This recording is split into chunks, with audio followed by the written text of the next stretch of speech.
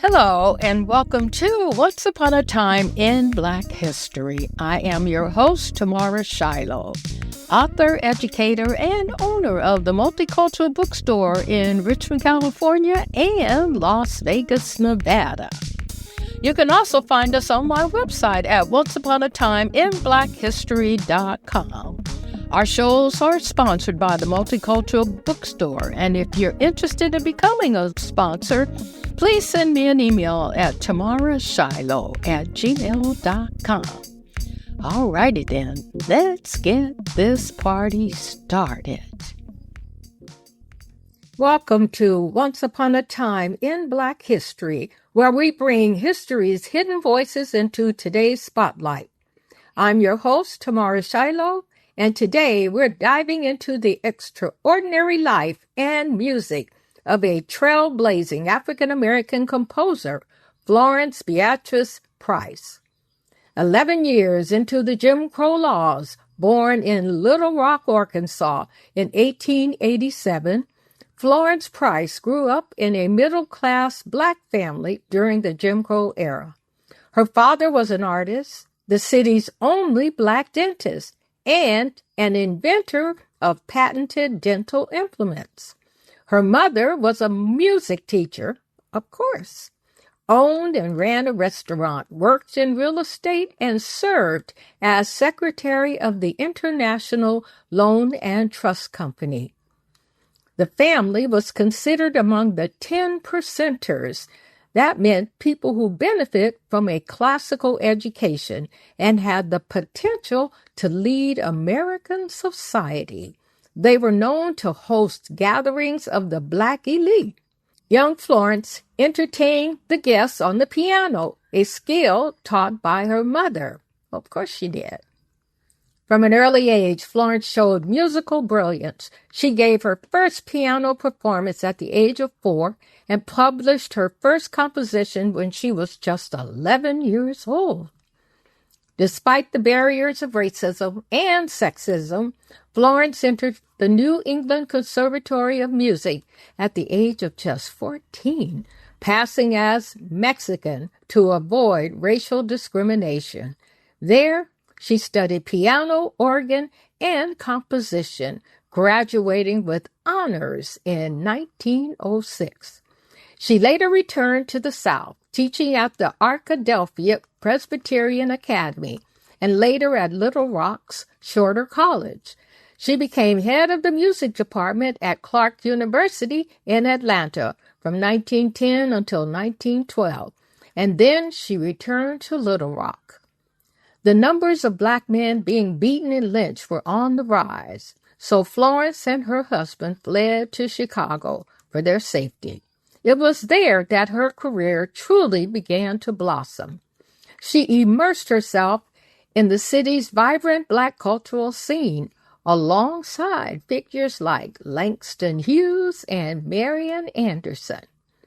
The Prices divorced in 1931, leaving Florence a single mother. She then played the organ for silent film screenings and wrote popular songs for WGN radio. She forged friendships with like-minded musicians and artists and continued her composition studies.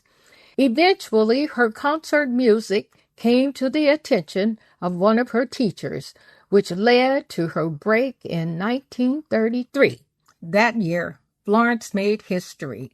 Her Symphony No. 1 in E minor was performed by the Chicago Symphony Orchestra, making her the first African-American woman to have a symphony performed by a major U.S. orchestra.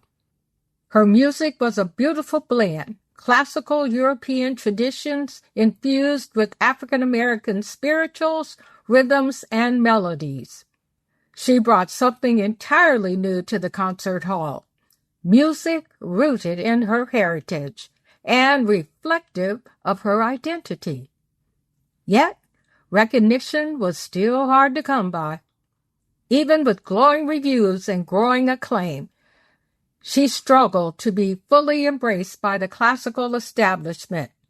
In a letter to conductor Serge Kosevsky, she wrote, and I quote, I have 2 handicaps. I am a woman, and I have some Negro blood in my veins. Still, she kept composing symphonies, concertos, piano pieces, songs, and over 300 works in total. It is a faultless work, a work that speaks its own message with restraint and yet with passion, worthy of a place in the regular symphonic repertory. This was a quote she gave to the Chicago Daily News. One of her most beloved pieces is Adoration, a gentle, lyrical work often performed on organ or strings. She died in 1953, and for decades her music fell into obscurity. But in 2009, a collection of her manuscripts was discovered in an abandoned Illinois house. Suddenly, the world was given a second chance to hear her voice. And what a voice it is! Today, orchestras around the world are rediscovering Florence Price. Her symphonies are being recorded. Her legacy is being celebrated. And she's finally receiving the recognition she was denied. Thanks for listening to Once Upon a Time in Black History. If you enjoyed today's episode, be sure to subscribe and share. Until next time, I'm Tamara Shiloh, reminding you that history is never silent. We just have to listen. Now imagine that. See you next time.